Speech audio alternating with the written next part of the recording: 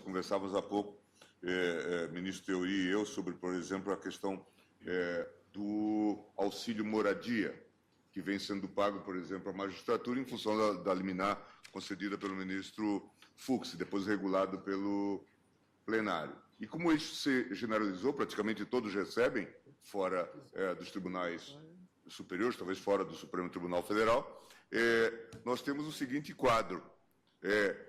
De que tipo de verba que nós tratamos? E, claro, mimetizamos o Ministério Público. De que verba nós estamos tratando? É uma verba indenizatória, mas ela é paga a todos. Nesse caso, os aposentados também não poderão reivindicar. Veja a que ponto nós chegamos. Esses dias me informaram em Goiás que já estão pagando 5 anos retroativos de auxílio moradia. Veja... Gilmar, só uma parte, por favor. Eu, como presidente do CNJ, mandei todos os tribunais informarem como é que está sendo pago esse auxílio moradia. Todos os excessos, pagamento em duplicata, aposentados, retroativos, serão objeto de um processo específico para averiguação. Mas eu estou lhe dando, então, essa informação de que já se está fazendo o pagamento retroativo, tornando, inclusive, muito mais difícil um eventual ressarcimento. É evidente que, nesse contexto, nós temos uma grande responsabilidade.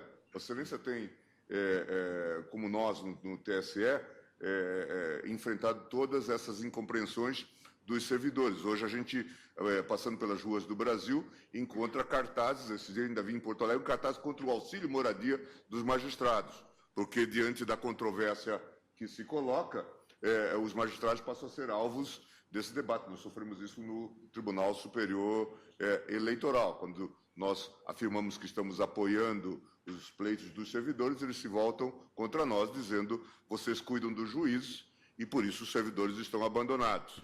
Portanto, esse tema está colocado. Nós não podemos...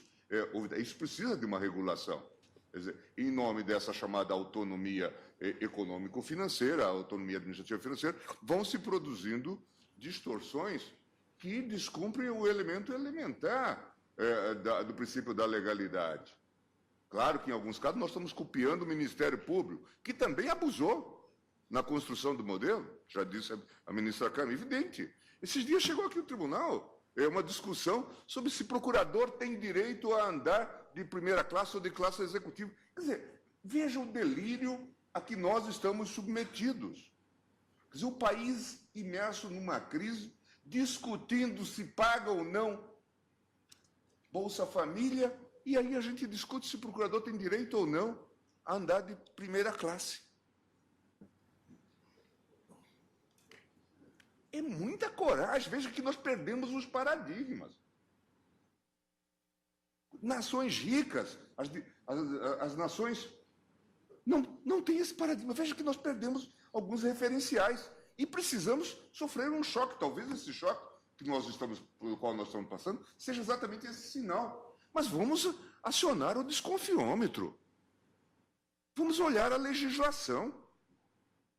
Quer dizer, estamos fazendo uma leitura extravagante, extravagantíssima, da ideia de autonomia administrativa e financeira. Não foi para isso que o Constituinte concebeu. Mas veja que esse dia nós tivemos aquele debate sobre a Defensoria Pública e vimos que a primeira medida que a Defensoria Pública tomou, depois de ter obtido a prerrogativa, foi se dar auxílio moradia. Que duro aprendizado esse. Nós temos que fazer uma profunda autocrítica, porque estamos, obviamente, dando mau exemplo. Estamos dando mau exemplo. E ficamos sem condições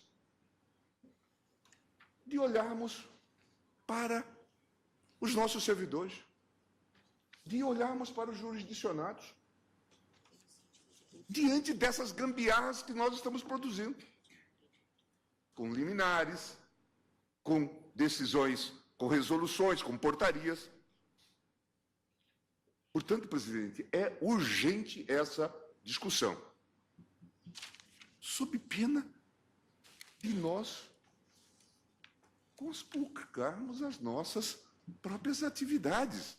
É claro que é justo que se pague um salário adequado, mas é importante que o salário seja legal, seja legítimo, e não fruto de concepções cerebrinas e de arranjos de conveniência. Então, é chegada a hora de nós discutirmos. E isto vale para nós e vale também para o Ministério Público, evidentemente, onde nós agora estamos nos mirando. Inclusive, temos esse fenômeno da equiparação agora ao Ministério Público, toda hora, porque, claro, avançaram tanto. Mas como que esse sujeito depois vai olhar no espelho e vai se dizer fiscal da lei?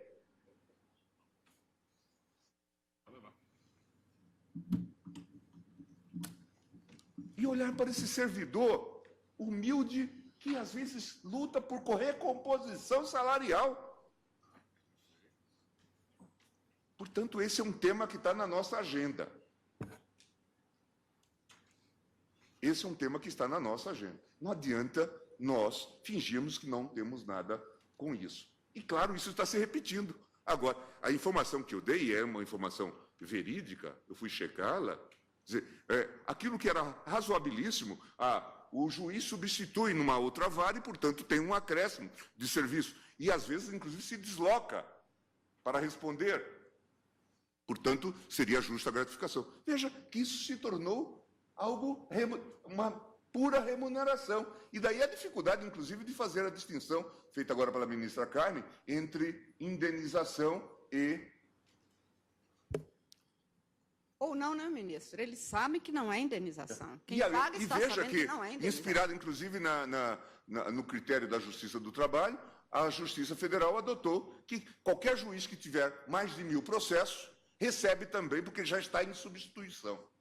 E isso vale também agora para a Justiça do Trabalho, que subiu para 1.500. Veja, generalizou-se, portanto, a tal verba de substituição. Vamos chamar isso de indenização? Ora, se é pago a todos, e ainda tem essa expressão que o ministro Teori trouxe, de que isto também envolve, para fugir do teto, em concessões em termos de licença. Ora, veja, isto é preocupante. Certamente, isso não se recomenda. Mas isso acaba sendo repetido pelo Ministério Público, pela Defensoria Pública. Por isso que naquela PEC que foi votada de equiparação com o Judiciário, até Guarda Florestal estava pretendendo a equiparação, evidentemente. Não surpreende.